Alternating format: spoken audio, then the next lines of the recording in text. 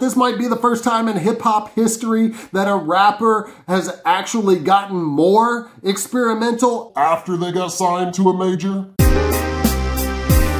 Go subscribe, yeah, subscribe. Hey, what's up, y'all? Welcome to Brews and Reviews. It's Knowledge, and today I'm reviewing Grips. I died for this, and I am sipping on a hazy IPA from Dogfish Head Brewery in Delaware. This is a 7.1% hazy IPA. Let's get into the album.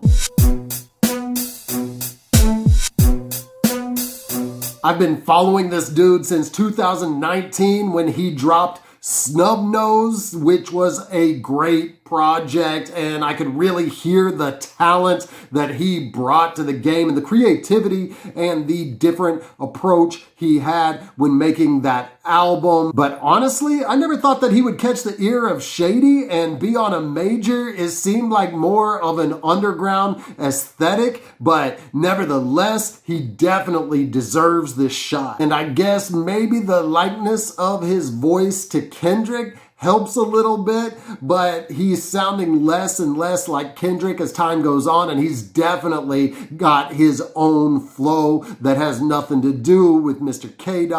And M's ear for talent continues. He definitely knows how to pick the next generation of artists. And this actually came out a lot quicker than I expected. I was waiting for it, very highly anticipated, kind of like Conway's album that's supposed to drop on Shady, but that's taking forever for some reason. This came out quick. I think they just announced the partnership a couple months ago, and Grip must have had these songs at the ready as soon as the announcement came, because this album is long, clocking in at just less than an hour and 17 tracks. And the Eulogy Read. This is a really dope way to start the project, and also a really good way to start any goal. If you're going to be successful, begin with the end in mind. So what would you want people to say at your eulogy? That's exactly where Grip's coming from on this. He says, "In front of us lies a man that was truly ahead. Could have died in a shooting, but ended up a shoe-in instead. And when they said hip-hop music was dead, your ears he fed. Shed sweet tears and bled. Peers they fed and veered for bread." Hands up, really good beat on this. It was produced by DJ Khalil and Two, who worked with Grip a lot on Snubnose and Sense. And I like that Shady let him bring his own producer along to continue that sound that they began together. And it also probably proves that a lot of these songs were somewhat complete by the time they made the signing announcement. After some social commentary about murder and police, Grip really puts the flow on display for verse 2. Lots of versatility in his flow. And he addresses the cap that rappers are putting in their rhymes about holding text, but he also addresses the problem with that. He says, "And real ones ain't buying all that shit you kick, but the kids eat it up. That's when the plot gets thick. 'Cause see, a kid'll learn a song before they learn how to read. So if it's nothing in your lines, then how is they gon' succeed?" IDFT, the title track, and this seems to be his anthem to the world that he made it. He just doesn't want to mess it up. Momma Told Me, we got Two and Beat Butcha on the boards here. You know Beat Butcha from some great Griselda tracks, and he continues his style, obviously providing the dark beat that comes on the verses, but when we get to the choruses, it gets a little funky. There's kind of a contrast going on with this beat, and Grip's flow on the second verse proves exactly why he should be here. He's a man of many syllables, and he's ill with the flow. Placebo is another track by Beat Butcha, and this is experimental to say the least. Versatile style from Grip when you compare his flow on this to the last track, and he's lyrically on point as well. He says, "My stream of income through a streaming service. If you don't listen, they gon' deem me worthless. So I need every purchase. That's why I'm steady working. I'm a heady person. So I go through dry spells, but the shit feel like a levee bursting.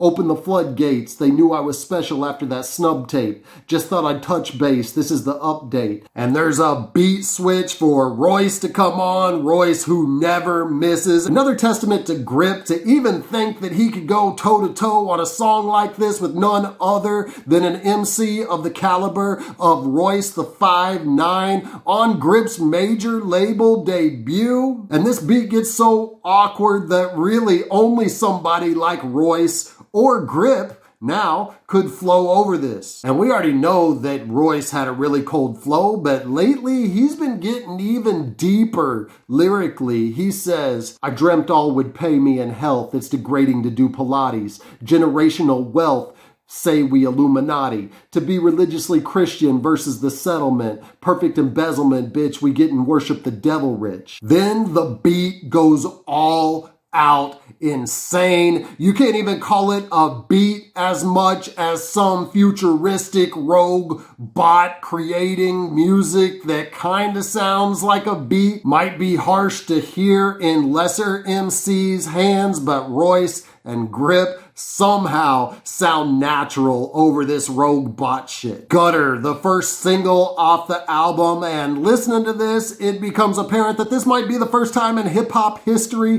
that a rapper has actually gotten more experimental after they got signed to a major. Distorted vocals over a hard bass line, and in a way I can't explain, this kind of reminds me of some of his boss's early work, like I Just Don't Give a Fuck or As the World Turns, but it also reminds me of something like B.O.B. from Outkast, and no doubt he was influenced by them, especially growing up in Atlanta. JDDTTINT, and we go from the last distorted track to singing. So many styles from Grip.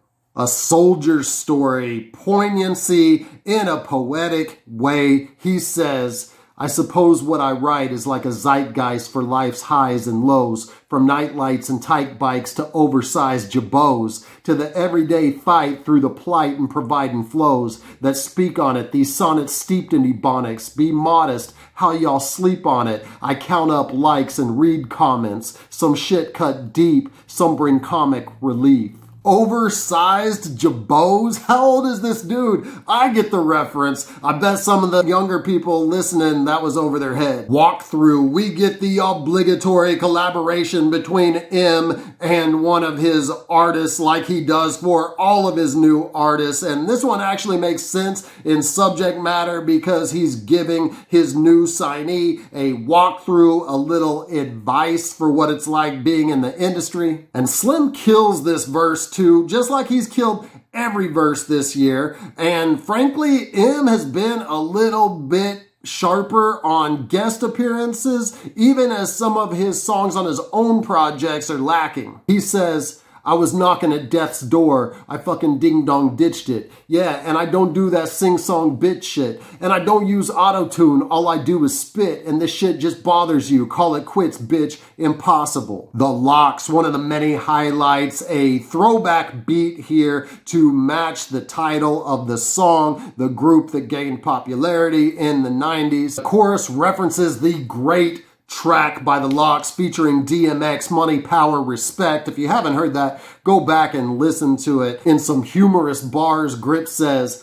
I ain't trying to fight Napoleon Dynamite. Bitch, you know the llama close got too much going on to respond to posts from these Twitter thugs on the net. You like Tupac on Hit 'Em Up. When you see me, it's Grip. Oh shit, it's love. Can my girlfriend get a hug? Enemy featuring Big Rube. Also, if you don't know Big Rube, do your homework. Grip is definitely showing the ATL influence here and growing up on the Dungeon family. And I like how much influence Big Rube has had. The dude that never actually spit a rhyme has been featured on many recent albums, more so than other artists who are actually rhyming with the Dungeon family and have their own albums like Witch Doctor and Cool Breeze. Haven't heard from those dudes in years, but I've heard Big Rube on Nappy Roots, Cunning Linguists, And here on Grip, Big Rube always sets off a good vibe with albums, which he does a great job here. However, this is one verse, maybe the only verse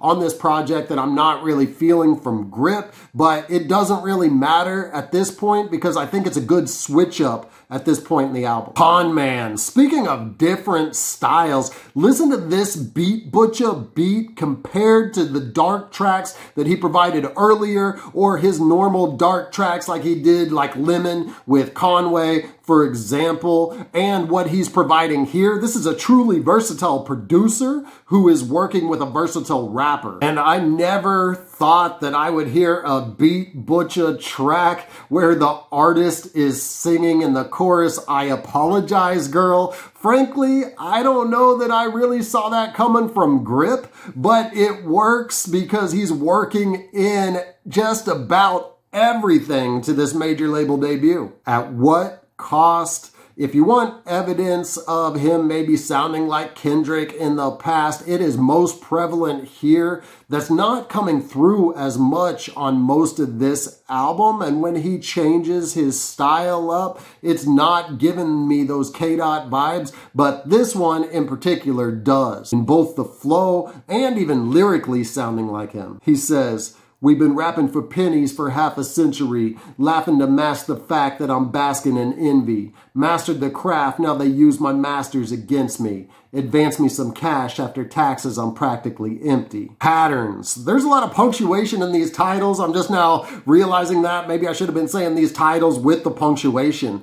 Patterns? Man, this dude can sing. M has been finding those really well-rounded artists who can rap and sing, do anything, kind of like Westside Boogie. Although Grip can't quite flow like Westside Boogie, but Boogie can't rap like Grip. About his father, Grip says, "'Cause is ruthless, view a newborn as a nuisance, or a noose that he would loose when he cut ties in all of his loose ends. And I do spend a few blue moon wondering where you been, and assessing and assuming no aggression, you just human." And now the punctuation, at least on this track, really makes sense because he's questioning the pattern. Is he going to be like his father, or is he going to be better? And he seems to be coming to the conclusion, what he's already revealing about his relationship with his kid, that he is better. Pennies, Exit Stage Left. Also didn't expect this track with Grip screaming on the chorus, but he's making a good point, spitting about how he's putting his life on wax and is only paid back in pennies.